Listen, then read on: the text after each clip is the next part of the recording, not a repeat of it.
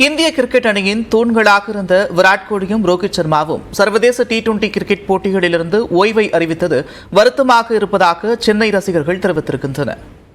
ரோஹித் சர்மா விராட் கோலி ரெண்டு பேருமே ஓய்வு அறிவிச்சிருக்காங்க. எப்படி இருக்கு உங்களுக்கு? அது எடுத்துக்கவே முடியாது மேடம்.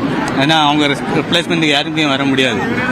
அவங்க பண்ணதும் ஒன்று கரெக்ட் தான். வயசாயிருச்சு, யங்ஸ்டருக்கு வாய்ப்பு கொடுக்கறதுக்கோசம் நம்ம விராட் கோலி ஓய்வு அறிவிச்சிட்டாப்ல. ஆனால் இந்த மாதிரி டயத்தில் ஓய்வு அறிவிச்சது ரொம்ப நல்லதுன்னு தான் நினைக்கிறேன். அடுத்து இனி வரும் போட்டிகளில் ஜெய்ஸ்வால், சிவம் தூபே இந்த மாதிரி யங்ஸ்டர்ஸ்லாம் இந்தியாவில் வர்றது ரொம்ப சிறப்பாக இருக்கு. இல்லை அவங்க கரெக்டான டைமில் பண்ணியிருக்கிறாங்க.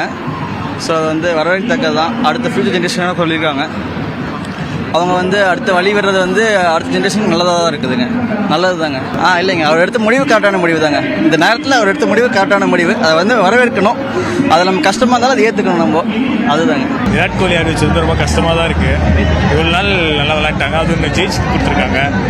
அதுக்கப்புறம் இந்த மாதிரி ஆயிடுச்சு. இருந்தாலும் ஓகே தான். விராட் கோலி ஃபேன்ஸாக இருந்தால் எங்களுக்கு சந்தோஷம் தான். ஜெயிச்சுட்டு எல்லாம் மேட்ச் ஜெயிச்சுட்டுக்கோம்ல. கஷ்டமாக தான் இருக்குது ஆக்சுவலாக. பட் நெக்ஸ்ட் பிளேயர்ஸ்க்கும் நம்ம வழி கொடுக்கணும்ல. ஸோ அதனால் இது ஹோப் ஃபார் த பிளேஸ். கொஞ்சம் மனசு கஷ்டமாக தான் இருக்குது. ரெண்டு பேர் போகிறாங்க. ரெண்டு பேருமே நல்லா தூண்கள் மாதிரி இருந்தாங்க கிரிக்கெட்டுக்கு. இருக்குன்னு போடுறது கொஞ்சம் கஷ்டமாக தான் இருக்குது. ஃபேன்ஸ்க்கு எல்லாமே ரொம்ப கஷ்டம் தான். வேறு எதனா மேட்ச்சில் அகைன் டோனி மாதிரி கொஞ்சம் எக்ஸ்டெண்ட் பண்ணாங்கன்னா கொஞ்சம் நல்லாயிருக்கும். ரொம்பவே நல்லாயிருக்கும். It's time to give time for youngsters. So Ruturaj Gaikwad அவங்கெல்லாம் ஓப்பனிங் பிளேயர் நல்லா விளையாடுறாங்க. சுப்மன் கில் இருக்காரு. ஸோ ஈவன் அவங்களுக்குலாம் ஆப்பர்ச்சுனிட்டி கிடைக்காம இருக்கு.